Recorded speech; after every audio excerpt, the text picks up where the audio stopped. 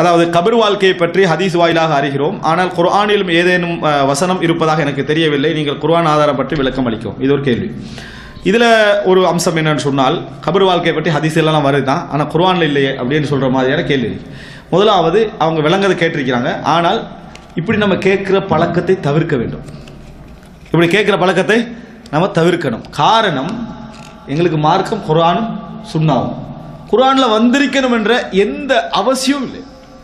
குர்ஆனில் வந்திருக்க வேண்ட எந்த அவசியமும் இல்லை. எதை அல்லாஹு தாலா குர்ஆனில் சொல்லணும்னு நினைக்கிறானோ சொல்லுவான். எதை அல்லாஹு தாலா தூதர் மூலம் சொல்லணும்னு நினைக்கிறானோ அதை சொல்லுவான். எங்களுக்கு குர்ஆனிலிருந்து வந்தாலும் சமம் தான், ஆதாரபூர்வமான ஹதீஸ்லேருந்து வந்தாலும் சமம் தான். இது குர்ஆனில் வரலையே அப்படின்னு நம்ம என்ன செய்யக்கூடாது, நினைக்கக்கூடாது. குர்ஆனில் வந்திருந்தா நல்லதே அப்படின்னு நினைக்கக்கூடாது. அப்படி நினைப்பது முதல் ஸ்டெப்பை வைக்கும். எங்களுக்கு அப்படி நினைக்கிறது என்ன செய்ய தெரியுமா, முதல் ஸ்டெப்பை வைக்கும். ரசூலுல்லாஹ் சொல்கிறாங்க, ஒரு காலம் வரும், தனது பெரிய சோபால சாஞ்சிக்கிட்டு சொல்லுவான், நாங்கள் என்ன ஹதீஸ்களை எடுக்க மாட்டோம். குர்ஆனில் எது ஹலால்னு வருது அது ஹலால் எங்களுக்கு, குர்ஆனில் எது ஹராம்னு வருது அது எங்களுக்கு ஹராம், இப்படித்தான் நம்ம செய்வோம் அப்படின்னு ஒரு சொல்லக்கூடிய ஒரு காலம் வரும் என்று ரசூல் ஸல்லல்லாஹு அலைஹி வஸல்லம் சொன்னாங்க. அதுக்கு பிறகு ரசூலுல்லாஹ் சொல்றாங்க, அறிந்து கொள்ளுங்கள், அல்லாஹ்வுடைய தூதர் ஹராமாக்கினா அது அல்லாஹ் ஹராமாக்கியதற்கு சமம், அல்லாஹ்வுடைய தூதர் ஹலாலாக்கினால் அல்லாஹ் ஹலாலாக்கியதற்கு சமம். இப்படி யோசிக்க ஆரம்பித்தோம் என்றால், நாய் சாப்பிடக்கூடாதுன்னு குர்ஆனில் வரல. நாய் சாப்பிடக்கூடாதுன்னு குர்ஆனில் ஒரு மறைமுகமாக கூட எதுவும் வரல.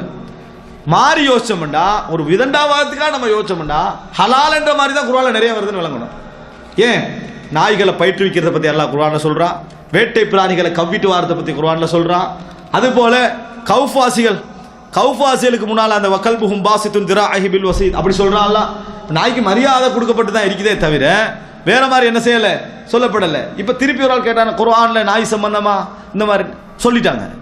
கொரியா மக்கள் நாய் சாப்பிடுகிறார்கள், நம்ம ஹராங்கன்னு சொல்ல வேணாம். காரணம், ஃபல் கௌமு யஅகுலூன, அந்த மக்கள் சாப்பிட்டு கண்டிக்கிறான்.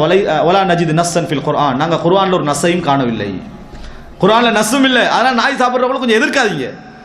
இப்படி அறிஞர்கள் என்று கருதப்படக்கூடியவங்க சொல்லிக்கிறது நம்ம என்ன செய்யணும் பார்க்குறோம். எதனால் வந்தது, எங்களுக்கு ஒரு விஷயத்தை புரிஞ்சுக்கிறோம், குர்ஆனில் வந்தாலும் ஹதீஸில் வந்தாலும் ஒரே தரம், சிறப்புல குர்ஆன் அதிகம், சிறப்புல குர்ஆன் அதிகம், ஆதாரத்தன்மையில் குர்ஆனும் ஹதீஸ். எப்பயும் நம்ம கேட்டு பழகக்கூடாது, சொல்லி பழகக்கூடாது. குர்ஆனில் இல்லாட்டி ஹதீஸ் அப்படி சொல்லக்கூடாது. குர்ஆனிலும் ஹதீஸிலும் ரெண்டும் தான்.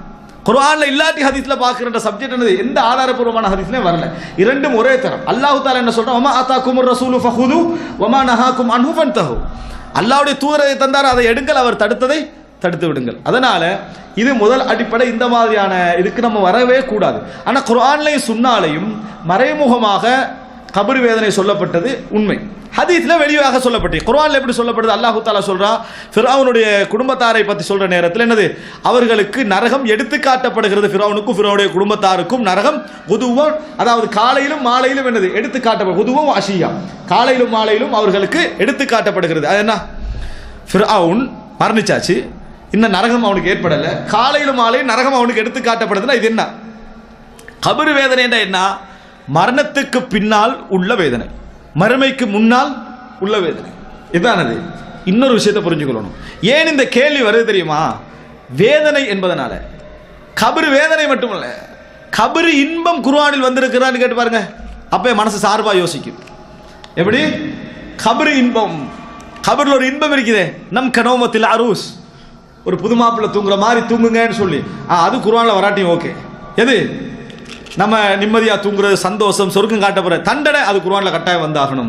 மனசு பாதிப்புகளை விரும்பாது, மைனஸை விரும்பாது, விளங்கிட்டா. அதனால அந்த செக்ஷனை நிறைய ஆய்வு செய்யும்.